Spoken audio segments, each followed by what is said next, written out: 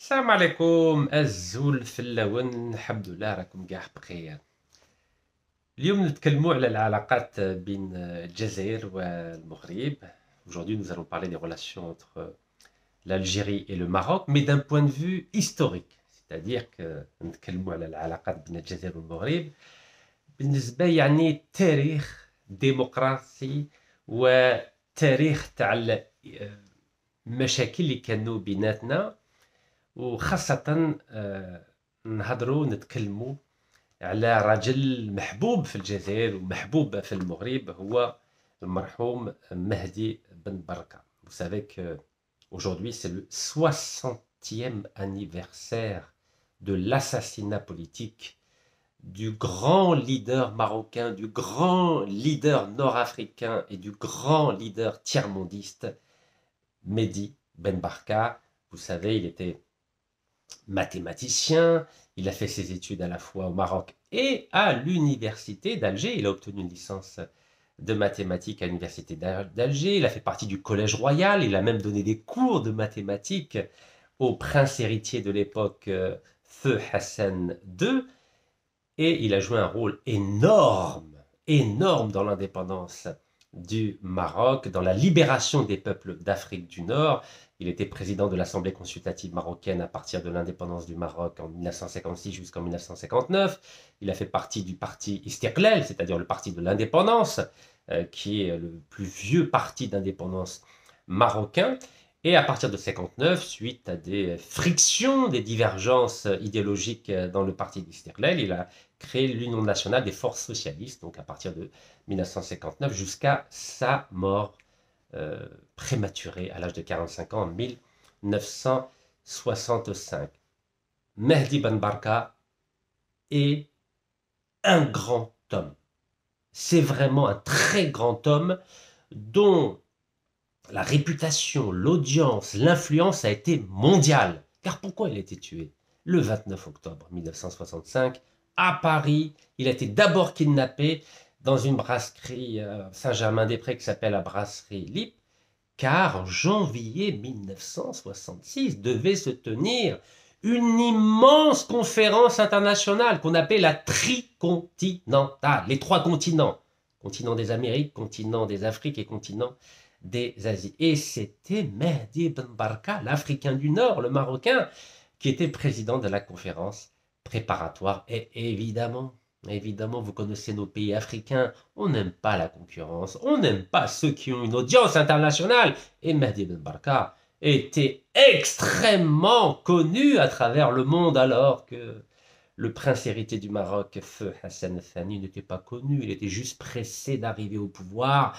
Et on dit même que lorsque le roi du Maroc, Feu Mohamed V, a une petite chirurgie, normalement que ça devait être une chirurgie bénigne, il est mort après cette petite opération chirurgicale. Et certaines mauvaises langues disent que le médecin aurait été influencé par le prince héritier Feu Hassan Thani. Bien sûr, personne n'a des preuves, mais vous savez, c'est quelque chose de connu dans l'histoire des rois et des reines à travers le monde. Regardez par exemple le grand conquérant Alexandre le Grand, lorsque son papa, Philippe de Macédoine, est mort, vous savez ce qu'il a fait? Il a assassiné tous ses frères, ses sœurs, ses demi-frères, de façon à pouvoir être le seul héritier du trône. Ce sont des pratiques qui existent depuis la nuit des temps, donc on peut imaginer que c'est un scénario possible. Encore une fois, c'est simplement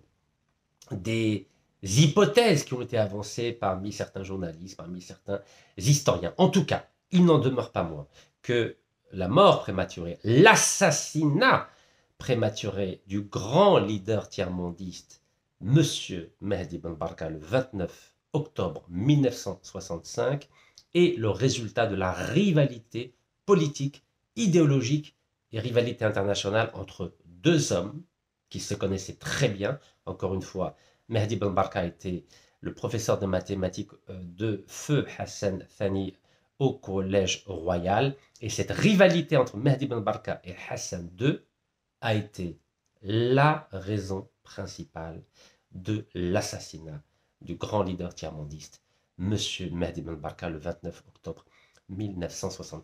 Alors pourquoi je vous parle de Mehdi Ben Barka? Vous avez compris, c'est aujourd'hui le 60e anniversaire de son assassinat, mais en même temps, je ne voulais pas réserver cette commémoration de l'assassinat de Mehdi Ben Barka uniquement au Maroc. Je ne veux pas laisser penser qu'il n'y a qu'au Maroc où on assassine les leaders politiques. Je voulais aussi faire un petit parallèle avec le grand homme politique et avocat algérien Ali André Messili, qui a été lui aussi assassiné à Paris le 7 avril 1987. C'est lui, Ali Messili. Ce sont deux grands hommes qui ont toujours défendu la démocratie, toujours défendu l'Afrique du Nord, les valeurs de l'Afrique du Nord, les valeurs amazighs, les valeurs musulmanes, bien que Ali Messili soit d'obédience chrétienne.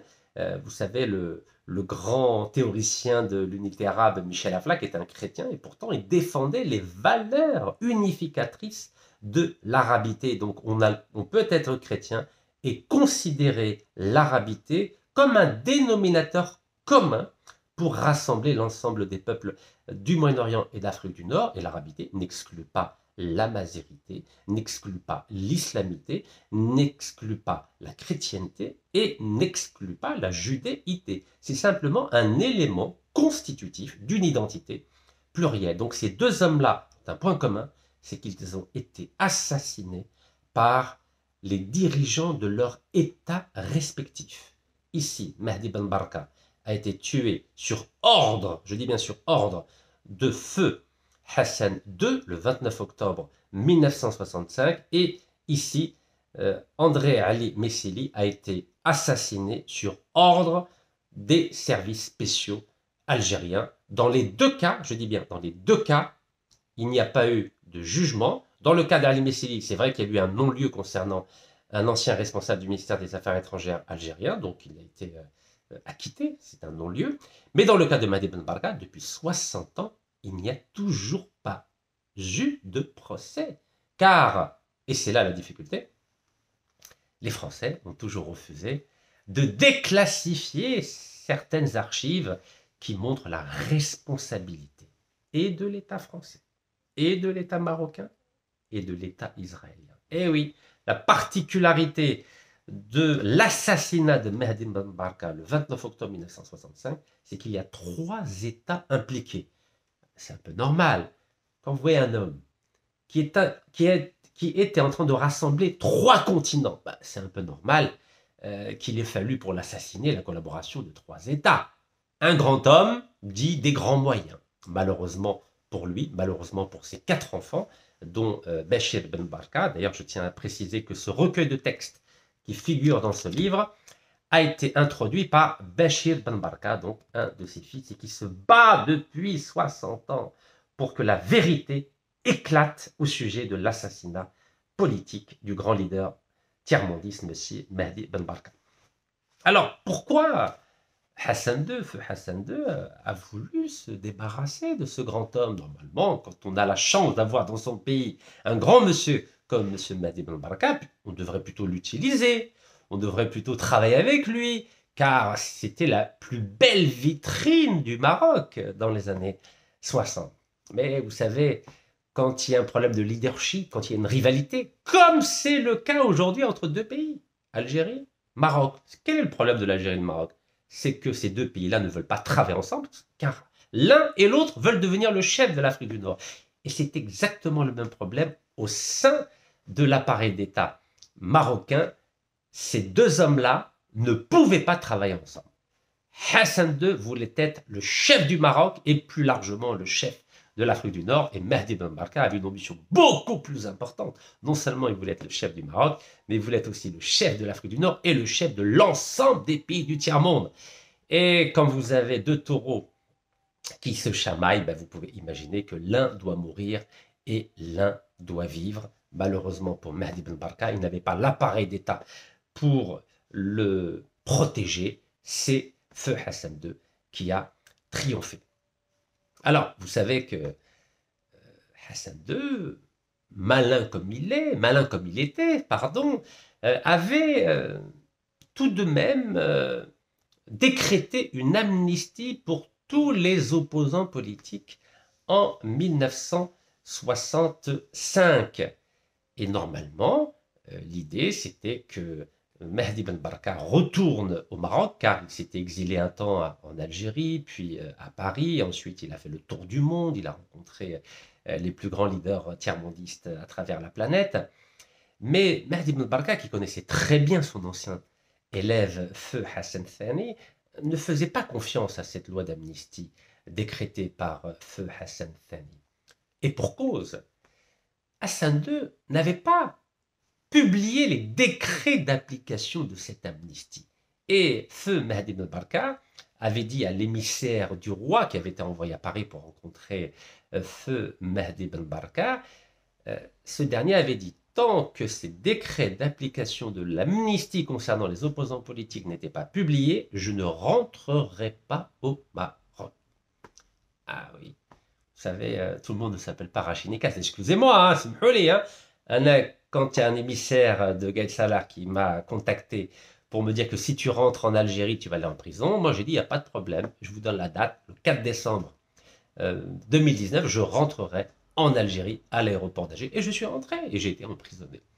Mais Mehdi Ben Barka savait que les enjeux à l'époque étaient beaucoup plus importants, et à l'époque, on ne mettait pas les opposants en prison, on les assassinait, et c'est en cela que la prudence de Mehdi Ben Barka, de ne pas rentrer au Maroc au début de l'année 1965 était tout à fait légitime, car l'ancien roi du Maroc, Feu Hassan Thani, était impitoyable. Car à l'époque, il avait même accusé Feu Mehdi Ben Barka d'avoir organisé un attentat contre lui. Il s'avère que c'était faux. Les attentats qui avaient été programmés et prévus contre Hassan II n'étaient pas du chef de Mehdi Ben Barka, mais plutôt de ses propres hommes, en l'occurrence le général Oufkir et son associé, le général Dlimi. En tout état de cause, puisque le stratagème utilisé par Hassan II pour faire venir Mehdi Ben Barka au Maroc n'avait pas fonctionné, il a bien fallu qu'il demande de l'aide à des puissances étrangères. Ayyedi Kharijia, vous connaissez très bien ça en Algérie. Ayyedi Kharijia. Vous savez, Ayyedi Kharijia, c'est surtout ceux qui contrôlent un État, qui utilisent l'aide des autres États et pas des simples opposants ou des simples hommes politiques. En tout état de cause, Hassan II a fait appel à l'État français et au Mossad israélien pour kidnapper et éliminer Feu Mehdi Ben Barka. Est-ce que vous imaginez la gravité de ce qui s'est passé en ce 29 octobre 1965? Vous avez un État musulman, berbérophone, arabophone, qui fait appel à une puissance chrétienne, donc étrangère, qui s'appelle la France, à une puissance israélienne, juive, en l'occurrence Tel Aviv, pour assassiner un des siens. Vous imaginez la gravité? Vous imaginez le machiavélisme étatique? Vous imaginez cela? Eh bien, c'est ce qu'a fait le roi Hassan II. Il a fait appel à une puissance chrétienne et hébraïque pour assassiner son ancien professeur de mathématiques. Tout cela, pourquoi? Parce qu'il ne supportait pas la réputation internationale extraordinaire de son concurrent politique et idéologique, Feu Mehdi Ben Barka. Et dites-vous bien que dans cette brasserie LIP, où certains hommes se sont rencontrés à l'époque, c'était pour parler de la production d'un film sur le mouvement anticolonialiste. C'est la raison pour laquelle d'ailleurs que Mehdi Ben Barka s'était retrouvé dans cette brasserie LIP à Paris, dans le quartier Saint-Germain. Dites-vous bien que des policiers français, des truands français, ont tendu un guet-apens à Mehdi Ben Barka, et c'est à ce moment-là qu'il a été kidnappé, qu'il a été mis dans une voiture. Ensuite, paraît-il, il a été tué dans une salle de bain. Vous imaginez, dans une salle de bain? Il a été noyé dans une salle de bain. Et ensuite, Le haut de son corps, c'est-à-dire sa tête, a été envoyé au palais royal au Maroc et le reste du corps a été dissous dans de l'acide. Vous imaginez, vous imaginez ce qu'a fait le roi du Maroc contre l'éminent représentant du tiers-monde, Mehdi Ben Baraka. Et le Mossad a offert la logistique pour que tout cela fonctionne bien, pour que les responsables marocains qui étaient venus à Paris, pour que les truands français, les policiers français et les logisticiens israéliens du Mossad puissent réussir cette opération machiavélique qui rappelle ce qui s'est passé avec le Saoudien d'origine turque, M. Khashoggi, au consulat d'Arabie Saoudite en Turquie. Oui, il a fallu la collaboration de la France, du Maroc et d'Israël pour assassiner ce grand homme. Et à ce jour, on ne sait toujours pas où a été enterré réellement le grand leader tiers-mondiste, le grand nationaliste marocain, le grand défenseur de l'Afrique du Nord, M. Mehdi Ben Baraka. Alors, le hasard de la vie a voulu que récemment, il y a un livre très important de plus de 500 pages qui a été édité, à la fois aux États-Unis et en France, par 2 journalistes américains, un spécialiste de l'Afrique et un grand journaliste du New York Times. Vous connaissez le New York Times, quand ils écrivent des livres, c'est extrêmement documenté et cela ne souffre d'aucune ambiguïté. Et dans ce livre-là, donc écrit par ces 2 Américains, le Mossad est clairement accusé d'avoir participé à cette horreur, à cet assassinat politique qui, évidemment, nous rappelle les nombreux assassinats politiques perpétrés par le Mossad depuis la création de l'État d'Israël, c'est-à-dire depuis 1948. Donc ce livre-là, toute la presse en parle. Là, je vous ai pris un article au hasard. Ils ont noyé Ben Barka dans la baignoire, des extraits d'un livre enquête inédit sur la disparition de l'opposant marocain. Voilà, vous pouvez voir ça. Vous savez, c'est terrible de voir ce qu'on peut faire à des hommes pour la simple raison qu'on n'est pas d'accord avec eux ou qu'on est jaloux de leur réputation. Donc Mehdi Ben Barka, le grand Mehdi Ben Barka, Marhoum Mehdi Ben Barka, c'est lui. Donc ce livre-là a été écrit à la fois donc, par les journalistes Stephen Smith et Ronen Bergman. Donc cela s'appelle l'affaire Ben Barka, la fin des secrets. Vous voyez, quand un État tue un homme aussi important que Mehdi Ben Barka, dites-vous que pendant des décennies, pendant des siècles, on parlera de l'assassinat politique de Mehdi Ben Barka. Et l'affaire Ben Barka est un avertissement à tous les États pour qu'ils réfléchissent à 7 fois avant d'assassiner un leader politique. Car l'ombre des grands hommes assassinés par les États, elle est éternelle. Je dis bien, elle est éternelle.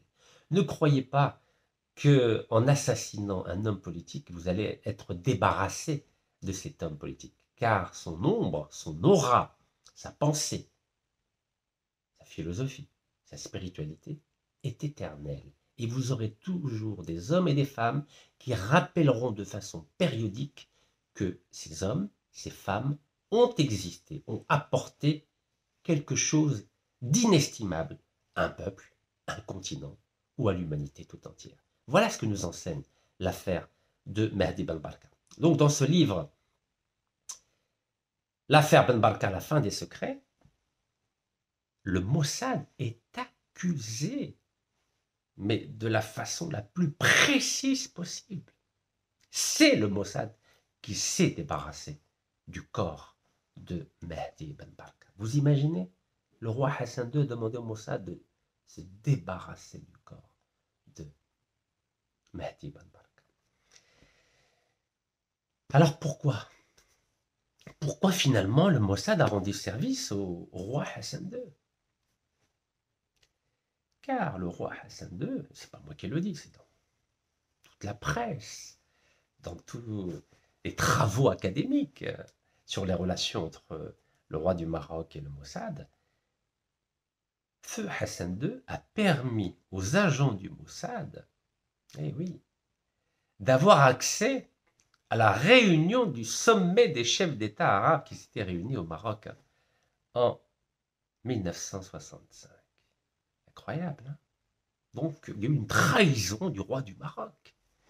Et lors de ce sommet arabe qui s'est tenu au Maroc, ils ont parlé de la stratégie militaire adoptée contre Tel Aviv.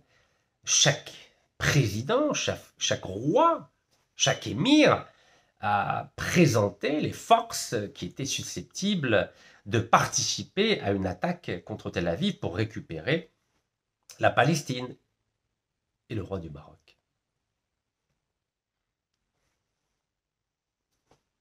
a joué le rôle de Judas. Il l'a trahi. Il a trahi ses invités. C'est terrible, hein? Le roi du Maroc, Hassan II, qui avait d'autres qualités, que les choses soient claires.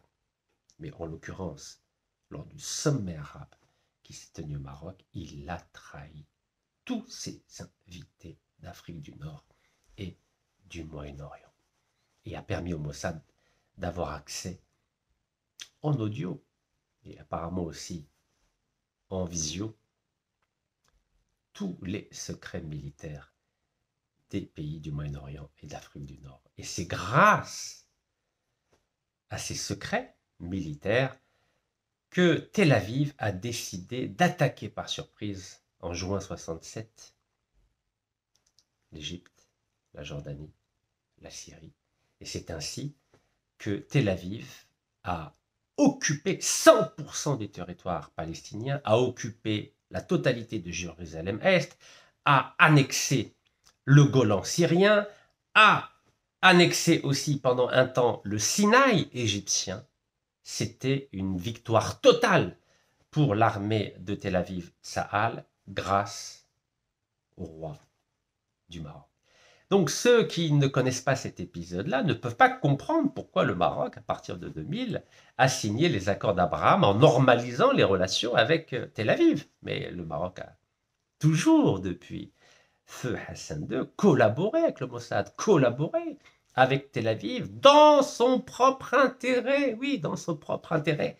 Et c'est là où c'est important de signaler cette chose, c'est que les pays du Moyen-Orient, les pays d'Afrique du Nord, qu'on peut appeler musulmans, qu'on peut appeler berbères ou arabes, sont d'abord et avant tout, d'abord et avant cette communauté spirituelle, cette communauté ethnique ou communauté culturelle, sont avant tout des États.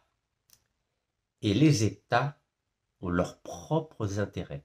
Les États ont des intérêts supérieurs à la communauté spirituelle, qu'elle soit islamique ou chrétienne ou juive, à la communauté ethnique, qu'elle soit arabe ou berbère, ou à la communauté linguistique, qu'elle soit berbère, kurde, arabe, ou copte ou je ne sais quoi. Donc l'État est supérieur à la religion, supérieur à la langue et supérieur à la culture. Et c'est parce que l'État, au sens de Machiavel, a ses propres intérêts qui sont supérieurs à tous les autres intérêts, que le roi du Maroc a préféré trahir la solidarité musulmane, trahir la solidarité arabe et trahir la solidarité spirituelle pour ses propres intérêts. Et c'est la raison pour laquelle il s'est allié au Mossad pour une seule raison, se débarrasser du grand leader mondialiste, Mahdi Ben Barka. Et aujourd'hui, Nasser Bourita, fidèle à la tradition de Hassan II, pratique exactement la même politique. Il défend les intérêts du Maroc et pour cela, il est prêt à trahir la solidarité musulmane, la solidarité berbère, la solidarité arabe, la solidarité linguistique ou culturelle, en s'alliant au génocidaire Benjamin Netanyahou pour massacrer 70 000 Palestiniens à Gaza, pour détruire 90% des infrastructures de Gaza et pour expulser 250 000 Palestiniens de leur maison de Gaza. Car l'intérêt de l'État marocain est supérieur à la communauté musulmane, à la solidarité berbère, à la solidarité arabe. Voilà ce que nous enseigne l'affaire de Ben Barka, c'est que les responsables politiques de l'État marocain et les responsables politiques de tous les autres États, mais là où c'est flagrant, c'est dans le cas du Maroc. Et je vous ai pris ces deux exemples pour que vous compreniez bien que l'intérêt de la monarchie marocaine est supérieur à l'intérêt de la communauté musulmane, ou la communauté berbère, ou la communauté arabe. Donc, le feu Hassan II a préféré trahir 20 chefs d'État du Moyen-Orient et d'Afrique pour se débarrasser simplement de son concurrent immédiat, c'est-à-dire feu Mehdi Ben Barka. Et de la même façon, Nasser Bourita, ministre des Affaires étrangères marocain, a préféré trahir la cause musulmane, c'est-à-dire en laissant des navires de guerre israéliens accoster à Tanger, transporter des armes jusqu'à Tel Aviv pour massacrer les Gazaouis, uniquement pour récupérer la légitimité du Sahara occidental. Oui. Donc en 1965, les responsables marocains ont trahi les invités du Moyen-Orient et d'Afrique du Nord pour obtenir l'aide du Mossad pour assassiner Mehdi Ben Barka. Et aujourd'hui, les responsables politiques marocains ont trahi la solidarité musulmane en laissant se faire massacrer 70 000 Palestiniens uniquement pour obtenir le soutien de Tel Aviv, de Washington, de Paris et de Londres afin qu'il y ait une résolution des Nations Unies pour reconnaître la marocanité du Sahara occidental. C'est ce qu'on appelle le machiavélisme des États. Et encore une fois, je viens de vous le dire, ce n'est pas spécifique au Maroc. Mais dans le cas du Maroc, c'est flagrant. Je vous ai parlé que certains responsables algériens sont responsables de l'assassinat du grand leader algérien et avocat algérien André Ali Missili. Je vous en ai parlé, c'était le 7 avril 1987. Mais les motivations étaient intérieures. Motivations intérieures. Alors pour la petite histoire, il faut bien que je vous fasse des petits flashbacks. Ali Missili faisait partie des services secrets algériens pendant la guerre de libération. Il a commencé à Tripoli, ensuite à Alger. À l'époque, on appelait ça le MALG. Ensuite, c'est devenu la sécurité militaire après l'indépendance. Il était jeune, hein. Il est né en 40, il est né d'ailleurs à Orléans. Orléans, je connais bien Orléans parce que j'étais dans la prison d'Orléans et ses parents donc avaient une ferme à Orléans. Il était donc à l'école à Boufarik, c'est dans la région de Blida.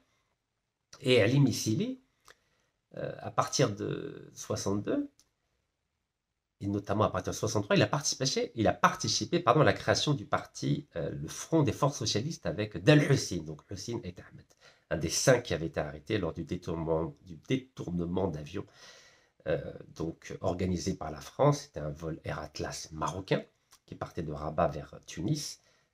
Tunis parce qu'il devait y avoir une réunion des chefs des partis de libération de l'ensemble des pays d'Afrique du Nord, car à l'époque, ils avaient une vraie vision de l'Afrique du Nord. Aujourd'hui, vous avez vu, chacun défend sa chapelle. La stratégie française de diviser pour mieux régner marche parfaitement entre la Mauritanie, le Sahara occidental, le Maroc, l'Algérie, la Tunisie et la Libye. On est tombé dans le piège et on est tellement content d'être tombé dans le piège qu'on cultive chaque jour les divisions entre les différents États, alors qu'on est exactement le même peuple, un peuple berbérophone et un peuple arabophone. Donc, Ali Missili donc, a participé à la création du Front des Forces Socialistes avec Et Ahmed, et il y a eu la guerre des Sables. Au moment de la guerre des Sables, le Front des Forces Socialistes avait décidé de mettre en pause ses revendications pour la démocratie, pour les droits de l'homme, pour le respect de l'identité berbère. Mais ensuite, ils ont été arrêtés. Et quel jour ils ont été arrêtés? Ils ont été arrêtés à une date très symbolique, le 17 octobre 1964. Ils ont même été condamnés à mort, vous imaginez? L'Algérie a fait la même chose que le feu Hassan II. Il a fait condamner à mort, ensuite il a fait semblant d'amnistier feu Mehdi Ben Barka, et finalement, à la fin, il l'a assassiné à Paris.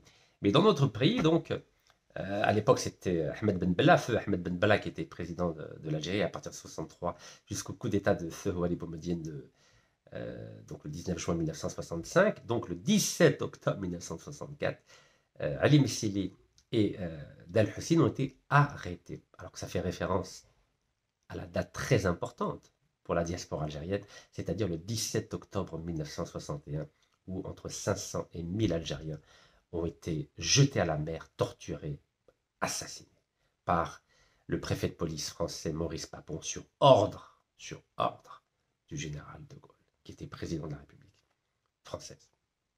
À l'époque, j'étais président du Conseil. À partir de 62, il y a eu un référendum pour que le président de la République ne soit plus élu par les parlementaires, mais par le peuple français au suffrage universel. Donc, ils ont été condamnés à mort, mais heureusement, alhamdoulilah, ils ont été amnistiés, les deux, donc à partir de janvier 1965, et à partir de là, ils sont partis en France et en Suisse. Dans le cas de Ali Messili, donc il a repris des études donc de sciences politiques et de droit donc à l'Institut d'études politiques d'Aix-en-Provence. Donc les deux sont devenus docteurs en droit, que ce soit Ali Messili et Dal Hussein, pour vous dire qu'on peut faire la révolution, on peut faire la guerre et ensuite reprendre des études.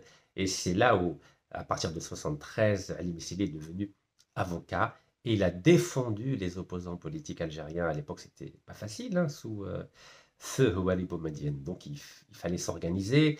Il a été un des artisans de la réconciliation entre les deux grands leaders nationalistes, Dal Hussein et Ahmed Ben Bella. Vous savez qu'Ahmed Ben Bella, après le coup d'État de 65, a été emprisonné puis placé en résidence surveillée jusqu'en 1980. Et à partir de là, donc, il est parti à l'étranger, grâce à des fonds notamment de Muammar Kadhafi, il a pu organiser un parti politique, le MDA. Mais il y avait une rivalité entre Ben Bella et Ahmed, et c'est Ali Messili qui a permis la réconciliation entre Ahmed Ben Bella et Dal Hussein. C'était le 19 décembre 1985 à Londres. Il a mis en place une plateforme pour rassembler l'ensemble des partis d'opposition et surtout le FFS de Ali Messili et d'Aït Ahmed et le MDA de Ahmed Ben Bella. Donc tout ça pour vous dire qu'il devenait une véritable menace à partir du 19 décembre 1985, car l'opposition algérienne à l'étranger était unifiée. Et c'est à cause de cela qu'un an et demi après, il a été assassiné à Paris, donc au boulevard Saint-Michel. Vous connaissez le boulevard Saint-Michel, c'est à côté du pont Saint-Michel. C'est là où le 17 octobre 1961, je viens de vous le dire, 500 000 Algériens ont été massacrés et torturés. Et c'est là qu'il a été assassiné par des éléments de la sécurité militaire algérienne.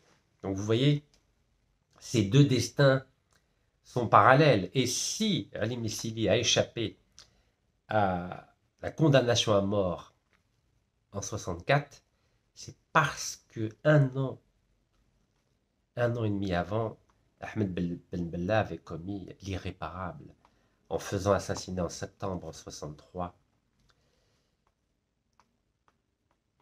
le grand colonel Chaban. Et donc ça, c'est une tache noire dans l'histoire de l'Algérie. Donc c'est pour ça que Ben Bella a tiré les leçons de ce qui s'était passé juste avant, en septembre. C'est pour ça qu'il n'a pas fait assassiner ni Dal Hussein, ni Ali Messili. Mais plus tard, vous savez que des opposants algériens ont été assassinés en Espagne. C'était Mohamed Khider en 67, en janvier 67. Et à Francfort, en Allemagne, c'était le grand Barqasem Krim, le 18 octobre 1970.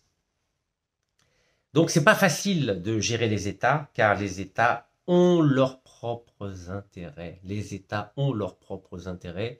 Et quand on dirige un État, on n'accepte pas. On n'accepte pas que des opposants, puissent vous détrôner, puissent prendre votre place. Et ça, c'est insupportable. Insupportable. Et c'est la raison pour laquelle, encore une fois, il est important de distinguer les actions des États aujourd'hui avec les actions des États hier. Je viens de vous le dire, Euh, Mehdi Ben Barka a été assassiné donc à Paris le 29 octobre 1965. Ali Missili a été assassiné à Paris le 7 avril 1987. Et je vous ai dit, avant cela, le colonel Mohamed Chahbani a été assassiné, donc plutôt a été exécuté sur ordre du président Ben Bella le 3 septembre 1964.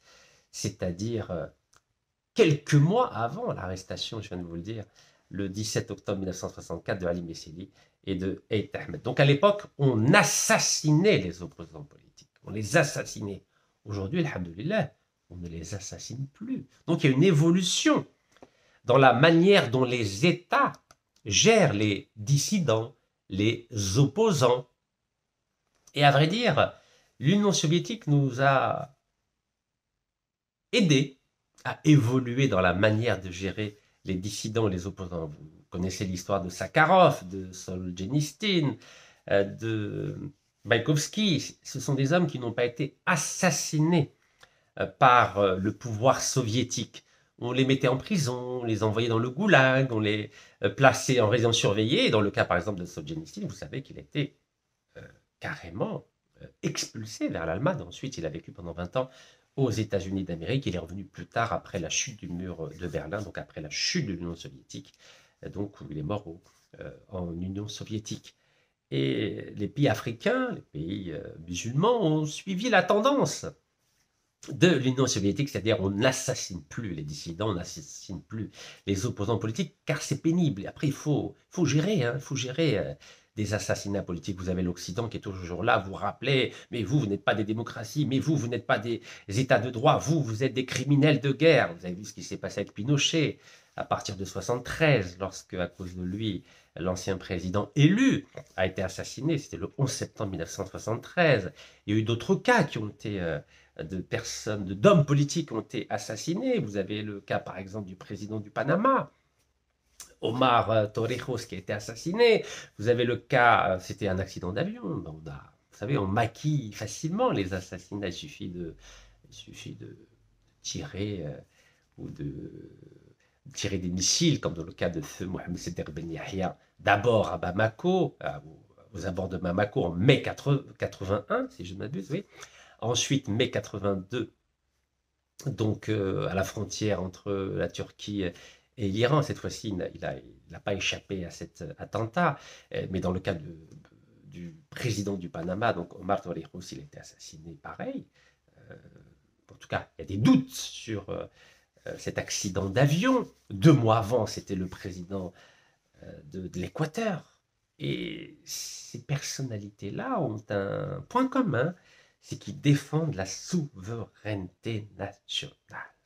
Et oui, souveraineté nationale. Le président d'Équateur, M. Aguilera, défendait la souveraineté et les intérêts économiques de l'Équateur. Dans le cas de Panama, donc le président Omar Torrijos défendait la souveraineté, notamment la souveraineté sur le canal de Panama. Je vous rappelle que c'est le président du Panama qui a exercé une pression très importante à l'ONU pour obliger le président américain Jimmy Carter à céder la souveraineté du canal de Panama à Panama, un peu ce qu'avait fait quelques décennies avant lui Gamal Abdel Nasser lorsqu'il a décidé de nationaliser le canal de Suez. Et c'est à cause de la nationalisation du canal de Suez qu'il y a eu l'attaque de 3 pays, Israël, Paris et Londres, c'était en 1956, pour bombarder le canal de Suez et reprendre les positions et reprendre la souveraineté sur le canal de Suez. Donc il s'est passé la même chose en 1977. Panama a réussi à obtenir que le canal de Panama revienne sous l'autorité perpétuelle de Panama. Et c'est ce qui a été effectif à partir de 1999. Mais là, vous avez vu que le président américain Donald Trump veut reprendre le canal de Panama sous l'autorité des États-Unis d'Amérique. Donc tout ça pour vous dire qu'à l'époque, on assassinait les opposants politiques, les dissidents politiques, même les présidents qui défendaient la souveraineté de leurs États. Mais aujourd'hui, on se contente de les jeter en prison, de leur donner à manger, à boire, de les soigner. Donc il y a quand même une évolution. C'est-à-dire que, prenons le cas de l'Algérie et du Maroc, Aujourd'hui, on n'assassine plus, même en Tunisie, hein, vous avez vu, même là, quand récemment, il y a une loi qui disait que si on s'attaque à la personne du chef de l'État, on est passible de la peine de mort. Vous savez qu'en Tunisie, un homme a été condamné à mort, mais ensuite, il y a eu un tel tollé international que la personne qui a été condamnée à mort pour avoir porté atteinte à la dignité du président de la République, finalement, a été amnistiée par le président, M. Kais Saied. Donc, on voit bien que les États aujourd'hui font très attention, et alhamdoulilah, Dieu merci. Vous avez vu que j'ai été parmi d'autres emprisonné en Algérie et en France. J'étais le seul à être en prison dans les, dans les deux cas. Hein.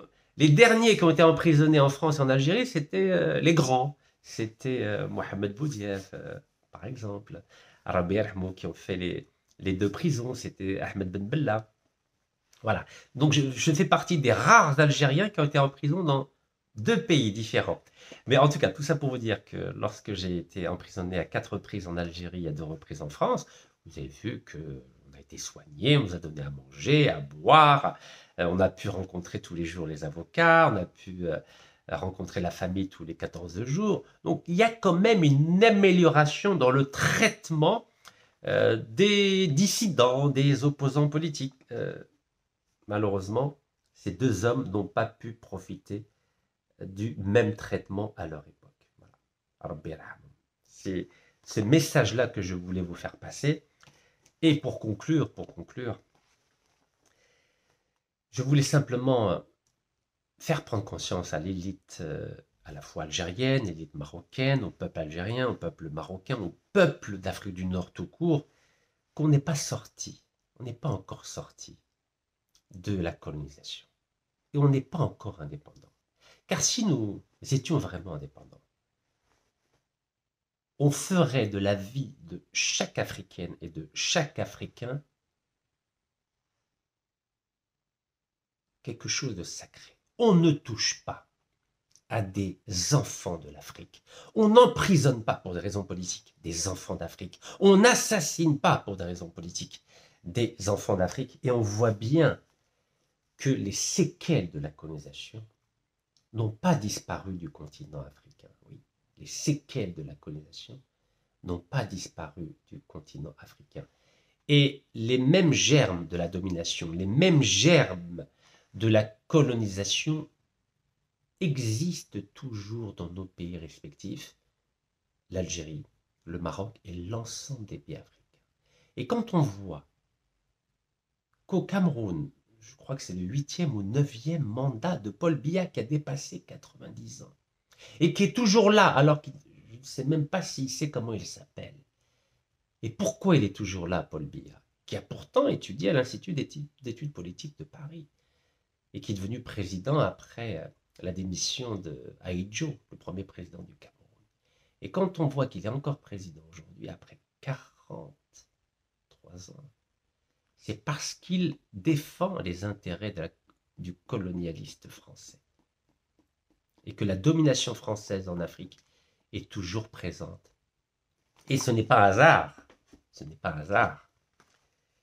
Si, à l'occasion du 60e anniversaire de l'assassinat politique de Mehdi Ben Baraka, ce n'est pas un hasard si ces deux hommes-là ont été assassinés à Paris et que dans le cas de Mehdi Ben Baraka, ça fait 60 ans, on n'a toujours pas un procès où les réels commanditaires ont été jugés, condamnés et emprisonnés.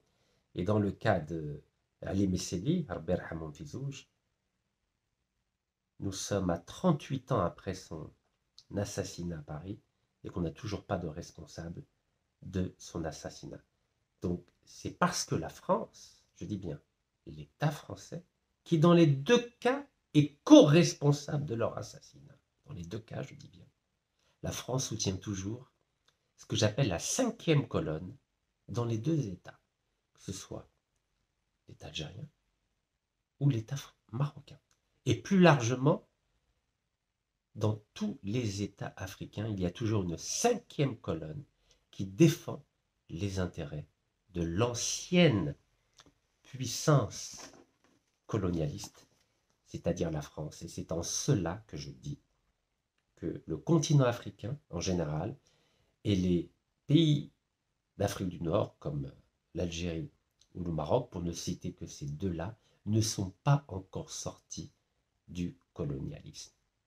Mais encore une fois, il y a des patriotes dans ces deux pays et dans les 55 pays d'Afrique du Nord, mais ces patriotes-là vivent des moments difficiles. Ce n'est pas évident de défendre la souveraineté du continent africain, ce n'est pas évident de défendre la souveraineté du Maroc ou la souveraineté de l'Algérie, et je finirai, puisque nous sommes à 24 heures du vote à l'ONU d'une éventuelle résolution concernant le Sahara occidental, ce n'est pas évident de mettre de côté nos petits particularismes, nos petites petitesses, nos petits caprices pour défendre les intérêts des peuples de l'ensemble du continent africain. Et je vois bien qu'après 63 ans d'indépendance pour l'Algérie et après 69 ans d'indépendance pour le Maroc, je vois que la stratégie de division, de domination du colonialiste français marche parfaitement. Car malgré nos indépendances depuis 6 ou 7 décennies, nous sommes incapables, je dis bien incapables, nous, les 50 États africains, et nous, les 5 États africains d'Afrique du Nord, de faire ou d'imiter ce que font nos voisins d'Europe, c'est-à-dire l'Union européenne, car depuis 1957, ils ont réussi à mettre en place une union économique, une union financière, une union douanière, une union des identités avec le même passeport, la même monnaie et sans frontières. Et nous, 6 à 7 décennies après nos indépendances, nous sommes là à nous chamailler comme des enfants de 4 ans, capricieux, arrogants, suffisants, et je dirais même imbéciles. Excusez-moi pour cette familiarité, car il n'y a pas d'autre terme. Nous sommes tous, tels que nous sommes, des imbéciles qui sommes tombés dans le piège de la division. Et je ne crois pas que Mehdi Ben Barka, qui s'est battu pour l'union nord-africaine, verrait d'un bon œil ce qui est en train de se passer aujourd'hui en Afrique du Nord. Et je finirai cette vidéo en citant une ou deux phrases de Mehdi Ben Barka, tirées d'une intervention qu'il a faite au Congrès méditerranéen de la culture au Palazzo Vecchio à Florence, fin de l'année 1958, début de l'année 59, qui s'appelle le Maghreb, terre de paix et de coopération. Et je vais vous dire ce qu'il a dit. Vous savez, j'en ai la chair de poule à chaque fois que je me remémore les grands. Le Maghreb sera réellement une terre de paix et de coopération lorsque cessera d'exister le principal obstacle, virgule, la guerre d'Algérie. Nous étions en fin 58. Donc vous imaginez ce que disait déjà le grand Mehdi Ben Barka. Le Maghreb sera réellement une terre de paix et de coopération lorsque cessera d'exister le principal obstacle, la guerre d'Algérie. S'il savait que 7 décennies plus tard, le principal obstacle de la paix et de la prospérité en Afrique du Nord n'est pas la guerre d'Algérie, mais le Sahara occidental, car vous savez, les problèmes mutent. On est passé de la guerre d'Algérie, après Sahara occidental, après la présence d'Israël au Maroc, après ça va être sûrement la présence d'une base militaire américaine, je ne sais pas, mais en Syrie, en Libye ou en Mauritanie. Bref, à chaque fois, il y aura un nouveau problème. Il faut lire, hein. Il faut lire pour se rendre compte que le néocolonialisme, il mute, il sait comment, de façon régulière, créer un nouveau problème pour empêcher les peuples et les États d'être main dans la main. Mais quand vous avez des élites qui sont, ou alors qui font du blabla populiste, démagogique et de propagande, vous avez vu la vidéo que j'ai publiée il y a 3 jours, et ça veut tout dire. Vous avez des imbéciles, des mouches électroniques, excusez-moi du terme, parce qu'il n'y a pas d'autre terme. Je vois bien que l'héritage de Mehdi Ben Barka, Aujourd'hui, personne ne le revendique, personne. Car aujourd'hui, tout le monde est devenu le sbire de son État, le sbire de son parti, le sbire de la propagande de son pays, le sbire de la propagande de certains partis. C'est lamentable. Lamentable ce qui est en train de se passer. Lamentable ce qui est en train de se passer en Afrique du Nord. Et personne ne bouge, personne. Où sont les intellectuels? Où sont les partis politiques? Où sont les journalistes? Où sont les militants? Il n'y a plus rien. Où est l'héritage de Mahdi Ben Barka? Où est l'héritage de Ali Missili? Où est l'eau? Aujourd'hui, on a des perroquets qui répètent ce que disent les autres. Regardez. 1 110 000. 1 110 000 qui ont vu ma vidéo sur ma proposition d'un condominium, c'est-à-dire d'une double souveraineté de l'Algérie et du Maroc sur le Sahara occidental, comme étape intermédiaire pour réaliser ce que Mehdi Ben Barka avait dit, l'union de l'Afrique du Nord. Oui, que moi je suis un fidèle de Mehdi Ben Barka. Moi, je n'ai pas oublié l'héritage de Mehdi Ben Barka. Je veux l'appliquer à la lettre. Car c'était la philosophie de tous les mouvements de libération nationale d'Afrique du Nord. Mais aujourd'hui, qui parle d'Afrique du Nord? Plus personne parle d'Afrique du Nord. Chacun défend sa chapelle, bêtement, bêtement, je dis bien bêtement. Donc 1 110 000 ont regardé cette vidéo, mais vous verrez, il y a eu 7 990, attendez, 7 990 commentaires, 7 990 commentaires, mais sur ces 7 990, il y en a 7 700, c'est des insultes, des critiques, des condamnations, des dénonciations. Tout ça parce que je suis l'héritier de Mehdi Ben Barka et qu'au Maroc, aujourd'hui, il n'y a plus personne qui revendique l'héritage de Mehdi Ben Barka, même pas ceux qui ont pris en charge l'Union nationale des forces socialistes marocaines. Car aujourd'hui, il y a des perroquets dans nos pays respectifs. Oui, des perroquets, Hachakoum, qui répètent bêtement ce que dit la doxa. Regardez les réseaux sociaux, mais c'est une catastrophe. 7 990 commentaires, il y a 7 600, c'est des insultes. Vous croyez que Mehdi Ben Barka serait heureux de voir? Parce que la plupart, 80%, c'est des Marocains qui écrivent, des mouches électroniques, des sociétés de mouches électroniques israéliennes auxquelles font appel certaines officines marocaines, vous le savez. Ben oui, parce qu'ils ont peur. Ils ont peur. Ce que je dis, c'est quoi? C'est la même chose que ce qu'aurait dit Mehdi Ben Barka. Oui. Sauf que moi, j'ai pas peur. Moi, ça me fait rien, les insultes, vous savez. Quand on a des convictions profondes, quand on a des principes, vous croyez que je vais me laisser intimider par des insultes comme ça? Des insultes! 7600 commentaires d'insultes! Vous savez, quand je vois les insultes, je pense à Mehdi Ben Barka. Voilà un homme qui défendait l'Afrique du Nord. Je refinis ma phrase, plutôt la phrase de Mehdi Ben Barka.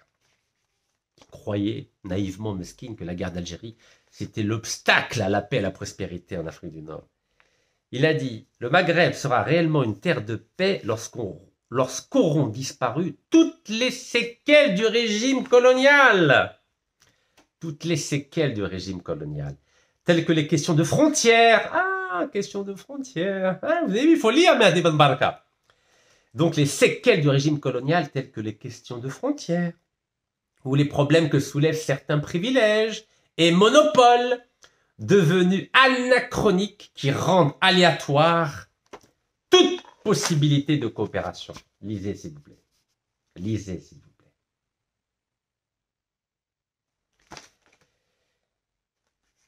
La paix dans cette région sera enfin consolidée d'une manière décisive par la construction d'un Maghreb, à l'époque ils disaient arabe, mais c'est berbère, arabe, c'est kiff-kiff. Amazir, quand il disait berbère, Maghreb arabe, c'est arabophone, berbérophone, c'est kiff-kiff. J'anticipe les réactions de mes concitoyens. Qui non seulement répond à une aspiration fondamentale des peuples d'Afrique du Nord, mais est devenu une nécessité devant la conjoncture tant européenne qu'internationale. Nous sommes en 58. Je vous rappelle que le traité de Rome, c'est mars 57. C'était juste avant. Cette unité est une condition indispensable pour la réussite de la politique de non-dépendance que nous avons choisie et qui est le meilleur moyen de sauvegarder la paix et garantir notre amitié avec tous les peuples. Voilà ce que disait Marhoum Mehdi Ben Barka, et je voulais honorer sa mémoire, honorer son héritage intellectuel, son héritage politique, son héritage philosophique à l'occasion du 60e anniversaire de son assassinat politique sur ordre du roi Feu Hassan Thani avec la collaboration de l'État français, police et truands français, et du Mossad israélien.